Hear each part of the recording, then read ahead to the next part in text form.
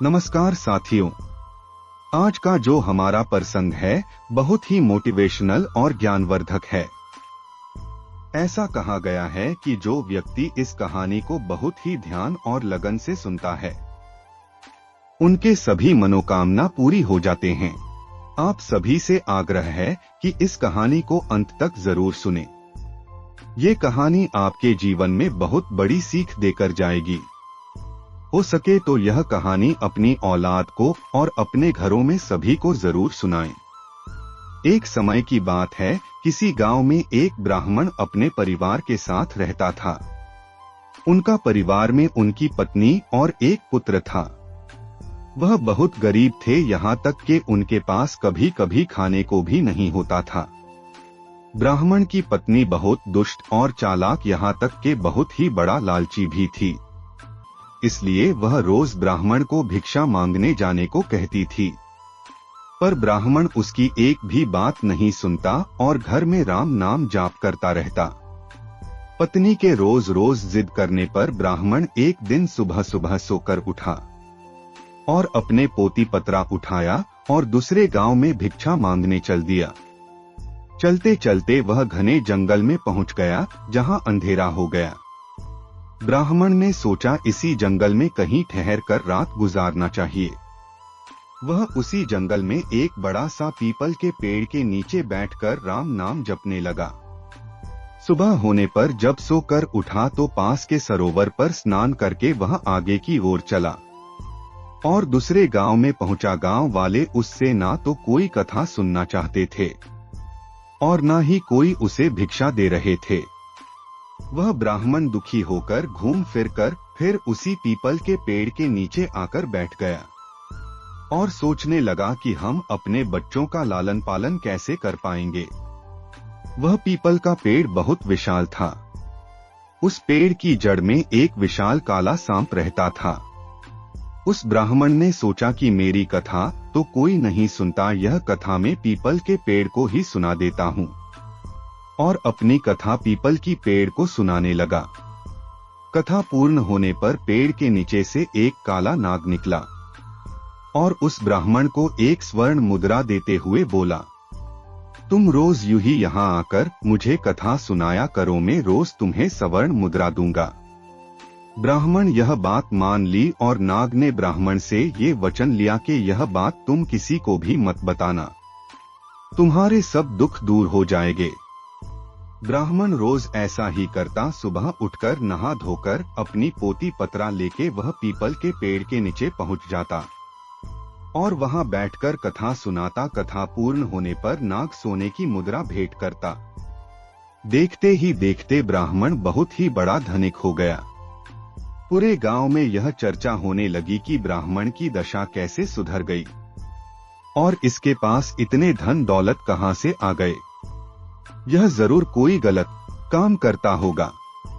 ब्राह्मण को लोगों की बातों से कोई फर्क नहीं पड़ता था। ब्राह्मण नियमित रूप से अपना कार्य करता था।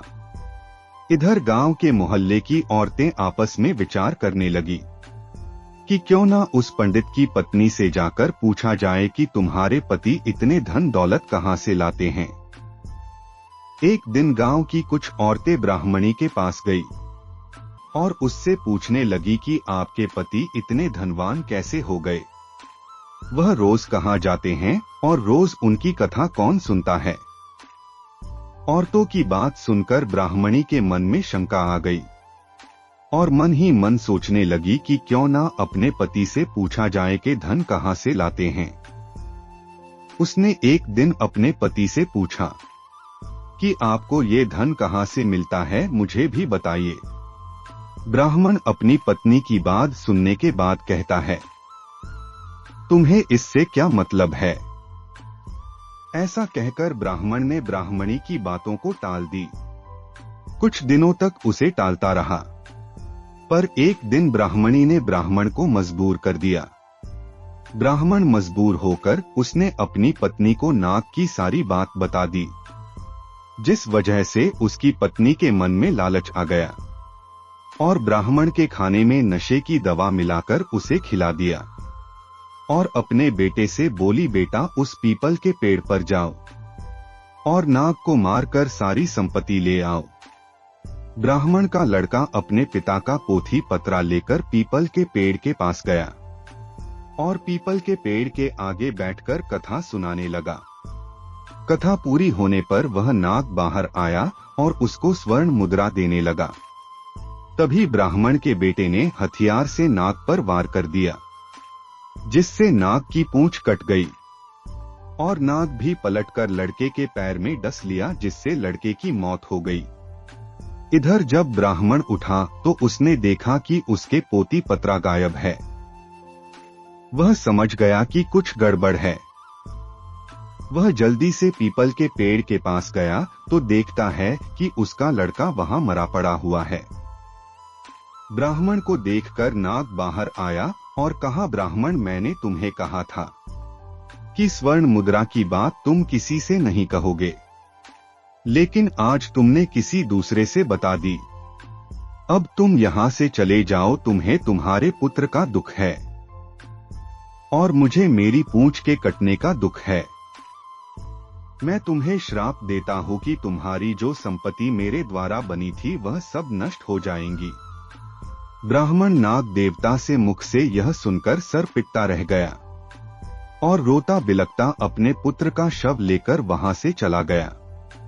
घर जाकर अपनी पत्नी को बोला, देखो, तुम्हारे लालच की वजह से हमने अपना इकलौता पुत्र गवा दिया और हमारी सारी संपत्ति नष्ट हो गई। ब्राह्मणी भी रोती रही।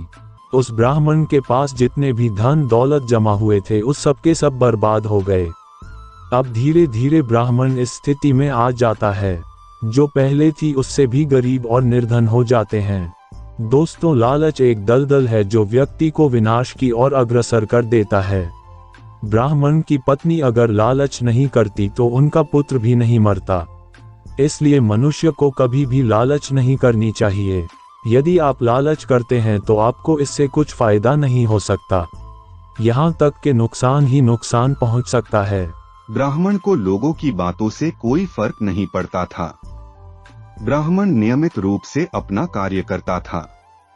इधर गांव के मोहल्ले की औरतें आपस में विचार करने लगी कि क्यों ना उस पंडित की पत्नी से जाकर पूछा जाए कि तुम्हारे पति इतने धन दौलत कहाँ से लाते हैं। एक दिन गांव की कुछ औरतें ब्राह्मणी के पास गई और उससे पूछने लगी कि आपके पति इतने धनवान कैसे हो गए, वह रोज कहाँ जाते हैं और रोज उनकी कथा कौन सुनता है। औरतों की बात सुनकर ब्राह्मणी के मन में शंका आ गई और मन ही मन सोचने लगी कि क्यों ना अपने पति से पूछा जाए कि धन कहाँ से लाते हैं। उसने एक दिन अपने पति से पूछा कि आपको ये धन कहाँ से मिलता है, मुझे भी बताइए। ब्राह्मण अपनी पत्नी की बात सुनने के बाद कहता है, तुम्हें इससे क्या मतलब है। ऐसा कहकर ब्राह्मण ने ब्राह्मणी की बातों को टाल दी। कुछ दिनों तक उसे टालता रहा, पर एक दिन ब्राह्मणी ने ब्राह्मण को मजबूर कर दिया। ब्राह्मण मजबूर होकर उसने अपनी पत्नी को नाग की सारी बात बता दी, जिस वजह से उसकी पत्नी के मन में लालच आ गया।